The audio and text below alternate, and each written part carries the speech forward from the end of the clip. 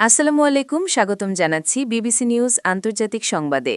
শুরুতেই সংবাদ শিরোনাম, এরপর বিস্তারিত। পাকিস্তান সৌদি প্রতিরক্ষা চুক্তিতে কেন আগ্রহ তুরস্কের? একসময়ের খামেনি অনুগতরাই কেন এখন বিক্ষোভে? ইরানের সংঘাতে নিরাপত্তা বাহিনীর শতাধিক সদস্য নিহত। ইরান নিয়ে নতুন সিদ্ধান্ত নিতে পারেন ট্রাম্প। দর্শক, এতক্ষণ শুনছিলেন সংবাদ শিরোনাম। এখন বিস্তারিত।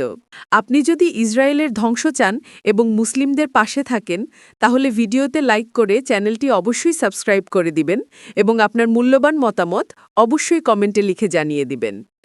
এখন বিস্তারিত। পাকিস্তান সৌদি প্রতিরক্ষা চুক্তিতে কেন আগ্রহ তুরস্কের? সৌদি আরব ও পারমাণবিক শক্তিধর পাকিস্তানের মধ্যে সম্ভাব্য প্রতিরক্ষা চুক্তিতে যোগ দিতে তৎপরতা চালাচ্ছে তুরস্ক। বিশ্লেষকদের মতে এই উদ্যোগ বাস্তবায়িত হলে উপসাগরীয় অঞ্চল ও ইরানকে ঘিরে বাড়তে থাকা উত্তেজনার মধ্যে মধ্যপ্রাচ্যে একটি নতুন সামরিক জোট গড়ে উঠতে পারে। বার্তা সংস্থা ব্লুমবার্গ জানিয়েছে, তুরস্ক, সৌদি আরব ও পাকিস্তানের মধ্যে এই বিষয়ে আলোচনা ভালো পর্যায়ে রয়েছে। পাশাপাশি সংশ্লিষ্ট সূত্রগুলোর মতে চুক্তি হওয়ার সম্ভাবনা খুবই বেশি। এদিকে আঙ্কারা ও রিয়াদের সঙ্গে ইসলামাবাদের সামরিক সম্পর্ক আরও ঘনিষ্ঠ হচ্ছে বলে ইঙ্গিত মিলেছে।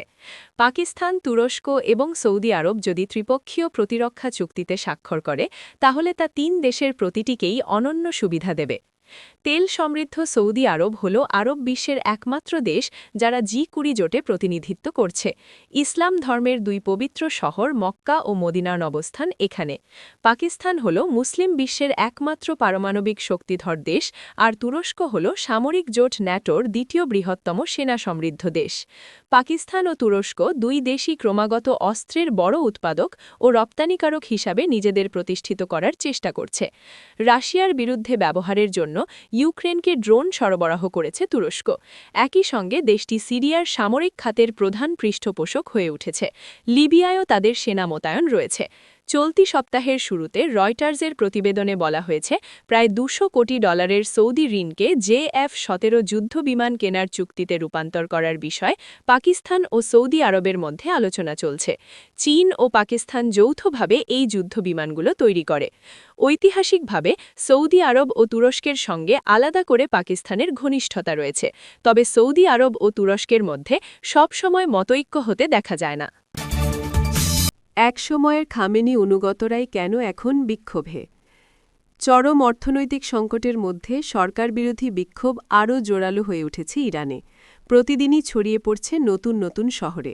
এই বিক্ষোভ শুরু হয়েছে মূলত ব্যবসায়ী ও দোকানীদের প্রতিবাদের মাধ্যমে, যারা একসময় খামেনিরই সমর্থক ছিলেন। গত 2 দশকে বাজারের অর্থনৈতিক অবস্থান ক্রমাগত দুর্বল হওয়ায় মূলত বিক্ষোভে নেমেছেন তারা। খবর আল জাজিরার। ইরানের ঐতিহ্যবাহী বাজার ব্যবসায়ীরা দীর্ঘদিন ধরে ইসলামী প্রজাতন্ত্রের একটি গুরুত্বপূর্ণ অর্থনৈতিক ও রাজনৈতিক ভিত্তি হিসাবে পরিচিত ছিল। তবে সাম্প্রতিক সময়ে তেহরানের বাজারসহ বিভিন্ন শহরে তাদের প্রতিবাদ ও ধর্মঘট দেশটির রাজনৈতিক অর্থনীতিতে গভীর পরিবর্তনের ইঙ্গিত দিচ্ছে।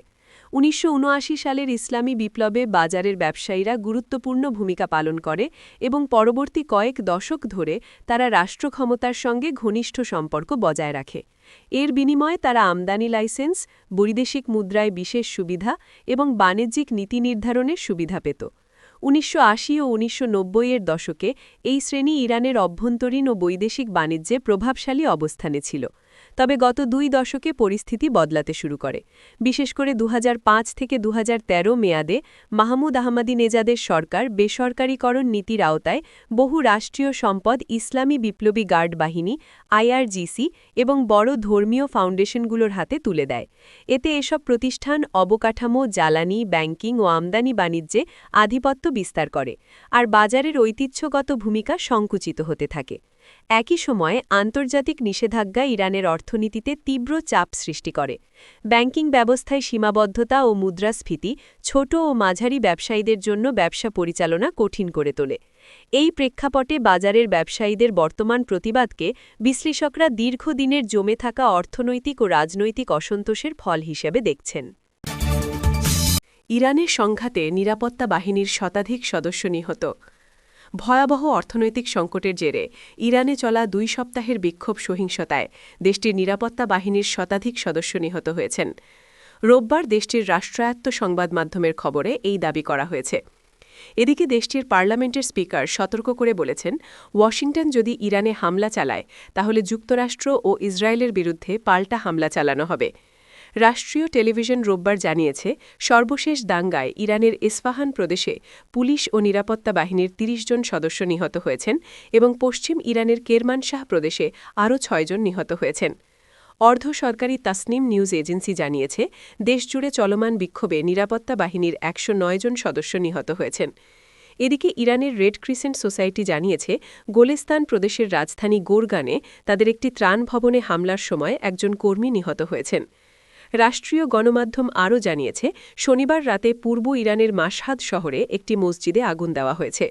গত কয়েক বছরের মধ্যে সবচেয়ে বড় এই বিক্ষোভ দমনে কর্তৃপক্ষ তৎপরতা জোরদার করার মধ্যেই হতাহতের এসব তথ্য প্রকাশ করা হয়েছে।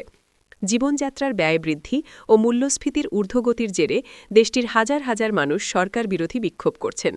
ইরানের স্বরাষ্ট্র মন্ত্রণালয় বলেছে, দাঙ্গা ধীরে ধীরে কমে আসছে। তবে দেশটির অ্যাটর্নি জেনারেল সতর্ক করে বলেছেন, অস্থিতিশীলতার সঙ্গে জড়িতদের মৃত্যুদণ্ডও হতে পারে। ইরান নিয়ে নতুন সিদ্ধান্ত নিতে পারেন ট্রাম্প। ইরানে বিক্ষোভকারীদের কঠোরভাবে দমন করায় দেশটিতে হামলার ব্যাপারে সিরিয়াসলি বা গুরুত্বের সঙ্গে ভাবছেন মার্কিন প্রেসিডেন্ট ডোনাল্ড ট্রাম্প। সংবাদ মাধ্যম নিউ ইয়র্ক টাইমস রোববার ১১ জানুয়ারি জানিয়েছে, ইরানে কিভাবে হামলা করা যায় এ ব্যাপারে ট্রাম্পকে ব্রিফ করেছেন সংশ্লিষ্ট কর্মকর্তারা।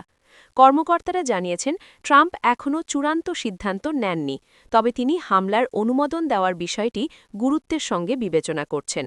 তাকে যেসব বিকল্প প্রস্তাব দেওয়া হয়েছে তার মধ্যে তেহরানের কিছু বেসামরিক স্থাপনায় হামলার বিষয় রয়েছে। হোয়াইট হাউস এ বিষয়ে সরাসরি কোনো মন্তব্য না করে ট্রাম্পের সাম্প্রতিক বক্তব্য এবং সোশ্যাল মিডিয়া পোস্টের দিকে ইঙ্গিত করেছে।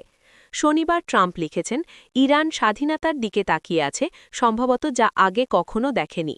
যুক্তরাষ্ট্র সাহায্যের জন্য প্রস্তুত। এছাড়া আরেক সংবাদ মাধ্যম ওয়াল স্ট্রিট জার্নাল জানিয়েছিল, ট্রাম্প যদি নির্দেশ দেন তাহলে ইরানের সেনাবাহিনীর অবকাঠামো লক্ষ্য করে ব্যাপক আকারে বিমান হামলা চালানো হতে পারে। শনিবার সকালে মার্কিন পররাষ্ট্রমন্ত্রী মার্কো রুবিও ইসরায়েলি প্রধানমন্ত্রী বেনিয়ামিন নেতানিয়াহুর সঙ্গে ফোনে কথা বলেছেন।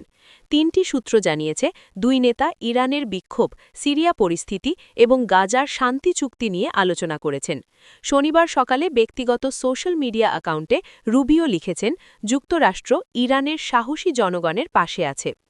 ইরানের সরকারবিরোধী বিক্ষোভ দমনে কঠোর অবস্থান নিয়েছে নিরাপত্তা বাহিনী। গত বৃহস্পতিবার রাতে সবচেয়ে তীব্র আন্দোলন হবার পর শুক্রবার রাতেও রাস্তায় নেমেছিলেন হাজার হাজার মানুষ। এছাড়া শনিবারও ব্যাপক বিক্ষোভ হয়েছে। জ্যেষ্ঠ মার্কিন কর্মকর্তারা জানিয়েছেন, ট্রাম্পের কাছে উপস্থাপিত কিছু বিকল্পে সরাসরি ইরানের নিরাপত্তা বাহিনীর সেই সব উপাদানকে লক্ষ্যবস্তু করার প্রস্তাব রয়েছে যারা বিক্ষোভ দমনে সহিংসতা চালাচ্ছে। তবে কর্মকর্তারা একই সঙ্গে সতর্ক করেছেন যে কোনো সামরিক পদক্ষেপের হিতে বিপরীত হতে পারে। এতে ইরানি জনগণ সরকারের পক্ষে ঐক্যবদ্ধ হতে পারে অথবা এ অঞ্চলে মার্কিন সামরিক ও কূটনৈতিকদের ওপর পাল্টা হামলার ঝুঁকি তৈরি হতে পারে।